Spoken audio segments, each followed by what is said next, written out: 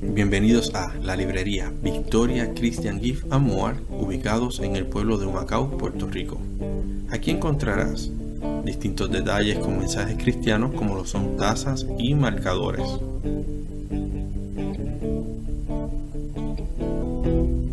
También encontrarás los libros de tus autores favoritos, Biblias de referencia y estudio y un rico café.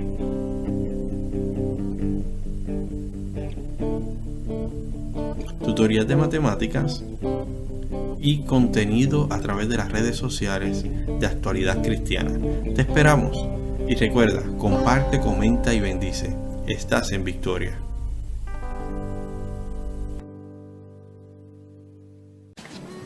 La paz del Señor sea con todos.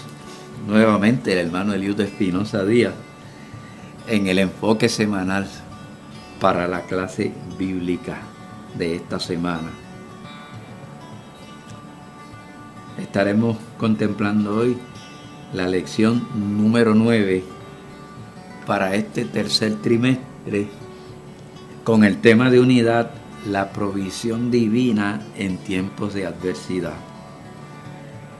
El tema de esta clase es: la iglesia siguió el método de Jesús para la sanidad de los enfermos. La lectura base es Mateo 8, versículos 14 al 17 y Mateo 10, versículo 1.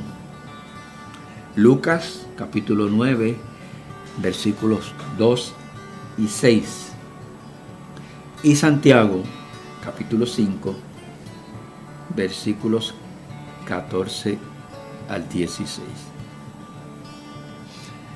La Biblia expresa en Mateo 4, 23: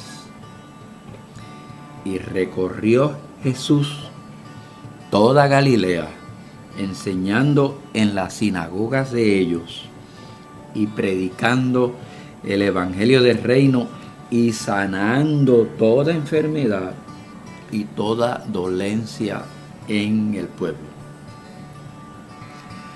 Nótese el orden en la escritura. Número 1, enseñando. Número 2, predicando. Y número 3, sanando. Jesús vino a buscar y a salvar lo perdido. Es por ello que usaba las sanidades o señales como presentación de su tarea. Le puedo decir que no usaba las señales y las sanidades como presentación de su tarea, y sí como confirmación de ello y de su divinidad. Así que Jesús no vino a sanar enfermedades físicas, estaba dentro de su propósito, pero su función principal es buscar y salvar los perdidos. Por eso es que les digo, no usaba las señales o las sanidades como presentación de su tarea, y sí como confirmación de ello y de su divinidad. Satanás quiso cambiarle esa forma de presentación cuando la tentación, y le dice: hazlo por la demostración de tu poder. Y Cristo le contestó: no, tiene que ser mediante la enseñanza y la proclamación de la palabra que sale de la boca de Dios. Así que las señales y los milagros son un respaldo demostrativo de la certeza del poder del evangelio que predicamos y que enseñamos.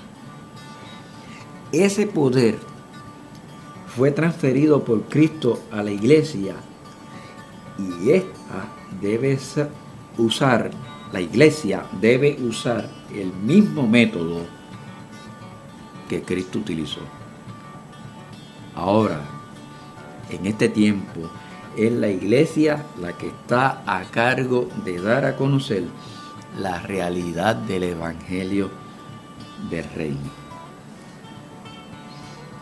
Jesús estuvo presente y siempre atendió a la humanidad.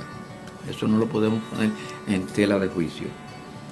En términos generales, las enfermedades son producto o consecuencia del pecado original. Dado el suceso desobediente de Edén, entra el pecado y por ello la Biblia da a entender que toda carne está enferma. Es una interpretación de Isaías 1, versículo 5. Eso es un hecho innegable. Ahora bien, Cristo vino a deshacer las obras del diablo, según lo registra 1 Juan 3, versículo 8. Por lo tanto, su tarea principal es la restauración de la unidad entre lo humano y lo divino. ¿Por qué? Porque la paga del pecado es muerte, pero la provisión divina es vida a través de Cristo. Lo expresa Romanos 6, versículo 23. No quiere decir ello que no vamos a morir. Eso ya está establecido. Hebreos capítulo 9, versículos 27 al 28 dice que está establecido que el hombre muera una vez. Lo que Romanos nos afirma es la esperanza de vida. Eclesiastés 3 define que todo debajo del cielo tiene su tiempo, hasta el morir. Así que en ocasiones va a llegar el tiempo de sufrir la enfermedad, cual sea, y hasta morir como consecuencia de ella. Eso no lo podemos obviar ni quitárnoslo de encima, como diríamos en buen puertorriqueño. La nota importante aquí es: ¿cuán sano del alma debo estar cuando llegue ese momento, independientemente de cuán enfermo esté mi cuerpo? Este argumento nos puede ayudar a entender Mateo 5:29. Mejor es que se pierda uno de tus miembros y no que todo el cuerpo sea echado al infierno. El enfoque de hoy usted lo va a notar un poquito diferente a la proponencia del tema, pero analícelo bien. Oiga bien esto. No hay obligación ninguna de Dios o en Dios para salvarme o para sanarme. Yo debo asumir la consecuencia de mi conducta. No obstante, agradó a Dios salvarnos por la locura de la predicación y mostró su amor en que, siendo aún pecadores, Cristo murió por nosotros. Y 1 Corintios 1:21 y Romanos 5:8 afirma esto. Así es que hay una enfermedad que Dios no te la va a sanar, y es aquella por la cual te vas a morir. Y hablando del profeta, creo que es Eliseo, decía, y estando el profeta enfermo de la enfermedad que murió, pasó esto así, así, así. Así que, siendo así, tenemos que ir delante de Dios a solicitar en humildad: no se enoje mi Señor, halle yo gracia delante de tus ojos. Como lo dijo Cristo: pasa de mí esta copa, no empece, hágase tu voluntad. Oiga, eche a un lado ese estilo habitual que dice: Señor, tú tienes que sanarme, tú tienes que escucharme, porque yo te he sido fiel y por ello me debes sanar. Si es por fidelidad, entonces Dios te debe quitar la vida terrenal, dado que en lo poco fuiste fiel, en lo mucho te pondré. Oiga, gente, a veces Dios no hace más milagros en nuestros medios porque no se lo permitimos, ya sea con nuestra conducta o con nuestras expresiones. A Cristo le sucedió. Lo registra Mateo 13, versículo 58. La gente no le permitió a Cristo hacer más milagros, más sanidades, por la incredulidad y por la conducta indebida. Jesús no usó un patrón definido para sanar. Jesús fue diverso en ello. Él impuso manos, permitió que le tocaran el manto, usó fango, dijo la palabra, ordenó obediencia y un sinnúmero de cosas más. Eso sí, siempre expresó que la gloria del Padre tenía que manifestarse. Siempre tuvo presente a su Padre y pedía su presencia en cada acto donde se necesitaba poder divino. Siendo Dios encarnado, dependía del Padre. Así que les dije que esa autoridad divina es conferida a la iglesia. Ese poder y esa autoridad que Jesús solicitaba al Padre, se la transfirió a la iglesia. Vea la lección de hoy en Lucas 9:2. Los envió a predicar el reino de Dios y a sanar a los enfermos. Pero predicar primero, luego la confirmación por la sanidad. En Juan 20, del 21 al 23, Cristo le dice a sus discípulos: aquí les doy el Espíritu Santo para que lleven el mensaje de poder.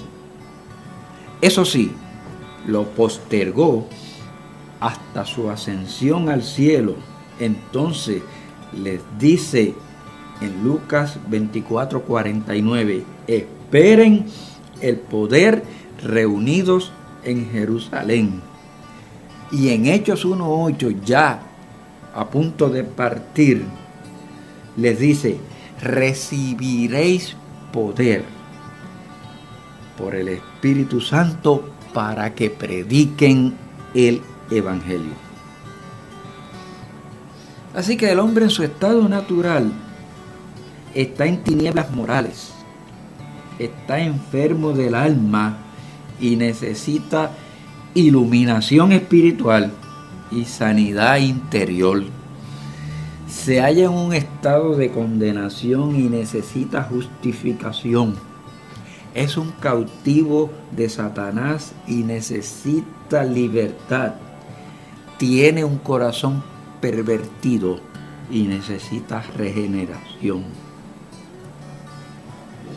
Con el encargo divino y con una mente comprensiva, hemos sido encomendados para decirles y enseñarles que hay esperanza para su condición y su problema existencial. En la clase anterior se lo dije y se lo repito ahora: el problema existencial del hombre es el pecado, y Cristo vino a salvarlo del pecado, no en el pecado. Y en eso estriba nuestra tarea. Hagámosla. Para afirmar y confirmar la prédica, Las señales, incluidas las sanidades, seguirán a los que creen. También serán sanados físicamente. Marcos capítulo 16, versículos 17 y 18 lo confirma. Ahora yo pregunto, ¿ha perdido la iglesia ese poder?